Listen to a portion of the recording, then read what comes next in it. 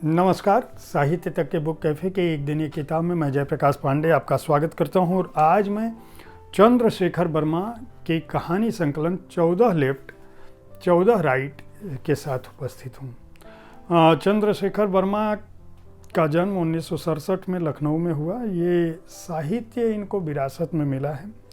इनके पिता धीरेन्द्र वर्मा और इनके दादा भगवती चरण वर्मा का नाम हिंदी साहित्य जगत के लिए कोई अनसुना नाम नहीं है। भगवती चरण वर्मा की कुछ कृतियाँ कालजयी कृतियाँ रही हैं, जिनमें से चित्रलेखा का नाम आप सबने सुना होगा। चूँकि विरासत में साहित्य मिला है तो चंद्रशेखर वर्मा को इस बात को साबित भी करना है कि उनके पास जो परंपरा में उन्हें जो चीज़ें मिली हैं वह उसको किसी न किसी तरह से उसकी संरक्षा कर पाए हैं। लखनऊ विश्वविद्यालय में मनोविज्ञान से उन्होंने परास्नातक की डिग्री ली है। हिंदी, अंग्रेजी, उर्दू तीनों भाषाओं के जानकार हैं। गज़लें भी लिखते हैं, अंग्रेजी में भी उपन्यास लिख चुके हैं और हिंदी में यह इनकी पहली कृति है। इस संकलन में कुल 21 कहानियाँ हैं और ये कहानियाँ बड़ी ही ख़ास बात यह है कि अपने प्रवाह में अलग अलग तरह की हैं, अलग विषयों पे हैं, लेकिन वे हमारे जीवन में आसपास घटती हैं, उनको हम देखते हैं, समझते हैं और हर किसी के जीवन में इनमें से बहुत सारी घटनाएं घटती हैं, लेकिन हम उनको दर्ज नहीं कर पाते। इन कहानियों की जो शैली है, जो शिल्प है, वो जो भाषा है, वो बहुत सहज है और आपको दिल तक छूती है। खास बात यह है कि कुल 21 कहानियाँ हैं। छोटी कहानियाँ भी हैं, बड़ी कहानियाँ भी हैं। कुछ कहानियाँ केवल एक ही पन्ने में यानी 2 पृष्ठों में सिमट जाती हैं, लेकिन उनसे उनकी गहराई खत्म नहीं होती। इनमें कॉलेज का रोमांस भी है, उनकी भीनी खुशबू भी है, भाग्य के खेल का उतार चढ़ाव भी है, ज़िंदगी की रेस भी है, उसमें जो हार जीत मिलती है वो भी है। प्राइवेट नौकरी की जो अनिश्चितता है, निजी नौकरी की पत्रों का जो लेन देन है, सेवानिवृत्त शिक्षिका की जो आत्मनिर्भरता है, लालच और लापरवाही है, ऊंचे पदों पर बैठे अफसरों का जो भ्रष्टाचार है और उसकी जो जद्दोजहद है, रेल दुर्घटना की विभीषिका भी है। कुल मिलाजुलाकर जो जीवन में जो कुछ भी सहज है, सरल है या जो घट रहा है हमारे आसपास, वह सब कुछ इनमें शामिल है। जो कहानियाँ इनमें शामिल हैं उनके अगर नाम की बात मैं करूँ तो लिपस्टिक, गंगा, मंसूर साहब, वॉशिंग मशीन, पायल, मदद, रेस, लापरवाही, भाग्य, काला घोड़ा, गुरुदक्षिणा, फूल तोड़ना मना है, चोरों की बारात, भोली, सच का सच, मिठाई का डिब्बा, डब्बू, लल्लन, 14 लेफ्ट 14 राइट, रीयूनियन और डाक बाबू, ये कहानियाँ शामिल हैं। लिपस्टिक की बात करूँ, मैं कुछ कहानियों के बारे में थोड़ा सा बता दे रहा हूँ आपको, ताकि आपको पता चल सके कि किस तरह की कहानियाँ चंद्रशेखर वर्मा ने लिखी हैं और किस तरह वह अपने दादा और अपने पिता के नाम को या उनसे संस्कारों में मिली हुई शब्द संस्कृत को जिंदा रखने की कोशिश कर रहे हैं। लिपस्टिक में क्या है कि एक व्यक्ति है, वह दिल्ली जैसे महानगर में रहता है, उसकी भी पत्नी बहुत शक्की है। वह हर तरह से प्यार करती है। 2 बच्चों का पिता हो चुका है, उम्र के मध्य में पहुंच चुका है, 40 साल के ऊपर हो चुका है, लेकिन इतने के बावजूद उसकी पत्नी को ये लगता है कि संसार की सारी स्त्रियां उसके पति पर फिदा हैं, मोहित हैं। वह उसके शक से जूझने के लिए भी प्रयासरत रहता है। हालांकि कार्यालय में उसकी कुछ महिला सहकर्मी भी हैं, लेकिन वह सभी से मतलब जब तब उसकी पत्नी जो है वह चेक करती रहती है, उसका व्हाट्सएप भी चेक करती है, मोबाइल भी उठा लेती है, तो डर से वो किसी का जवाब भी नहीं देता है। एक दिन वो करवा चौथ का समय होता है, अपनी पत्नी के लिए हार खरीदने गया होता है। अचानक उसकी कॉलेज की एक दोस्त मिल जाती है जो किसी अफसर की पत्नी होती है। यह उस लड़की के शारीरिक गठन को देख के आकर्षित भी होता है, जो नायक है, और वह अचानक मिलती है, पीछे से आवाज़ देती है और उससे गले लिपट जाती है और लिपटने के बाद जब दूर हटती है तो वो कहती है हम लोग दिल्ली आ गए हैं। और यह उसको मिल के जितना खुश होता है उतना ही इसको डर होता है। तब तक वो फ़ोटो खींचने लगती है, इसको लगता है वो सेल्फी ले रही है। वो कहता है कि सेल्फी मत लो यार, तुम ले रही हो तो इंस्टा या फेसबुक पे मत डालना।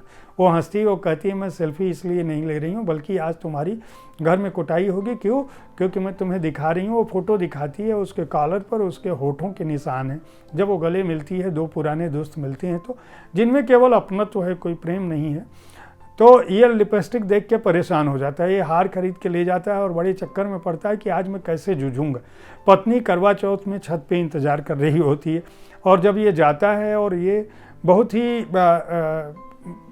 शर्ट बदलने की कोशिश करता है, इस बीच किसी दुकान से दूसरा शर्ट खरीदने की कोशिश करता है, लेकिन उसको वह रंग नहीं मिलता है उस ब्रांड का और ये परेशान होता है। ऊपर छत पे जाता है और ये सोचता है कि आज पता नहीं क्या होगा करवा चौथ के दिन। ये कहता है लाओ तुमको हार पहना देती हूँ। वो कहती है कि नहीं, पहले मेरे सामने आओ, मैं फ़ोटो खींचूंगी।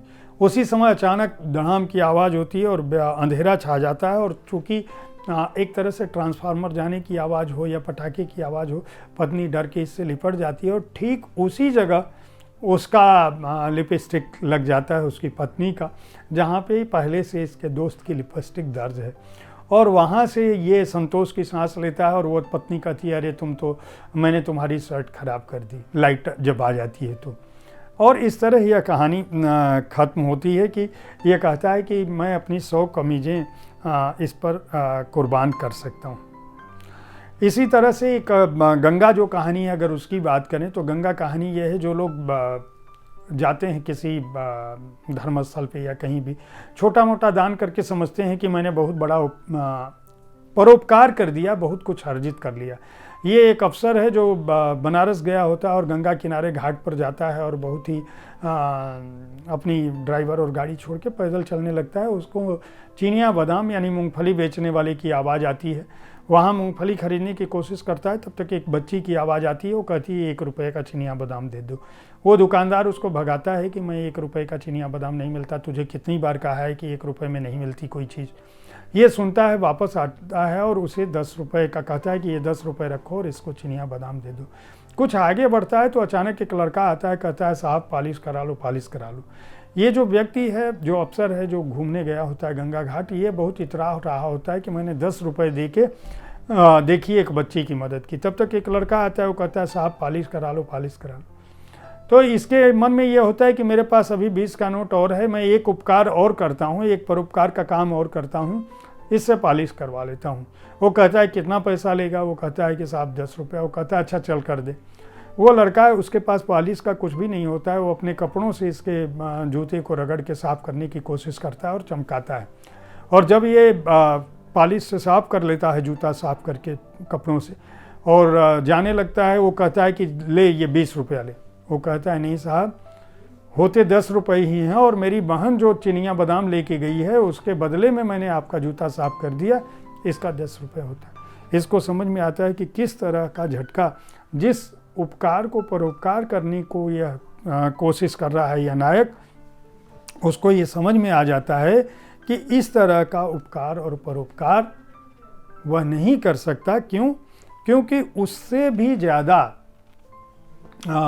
समझदार या स्वाभिमानी लोग वह बच्चा है जिसने अपनी बहन को के चिनिया बादाम की कीमत अपने श्रम से चुका दी। इसी तरह से ये अगर हम काला घोड़ा एक कहानी है, इसमें जो एक बहुत ही ईमानदार इनकम टैक्स अधिकारी हैं जो किसी से घूस नहीं लेते। उनका अचानक फ़ोन आता है इस पत्रकार को कि मेरे चित्रों की प्रदर्शनी लगी है, तुम आ जाना। वो चित्र देखने जाता है। वहाँ प्रदर्शनी में उसको बहुत सारे लोग मिलते हैं।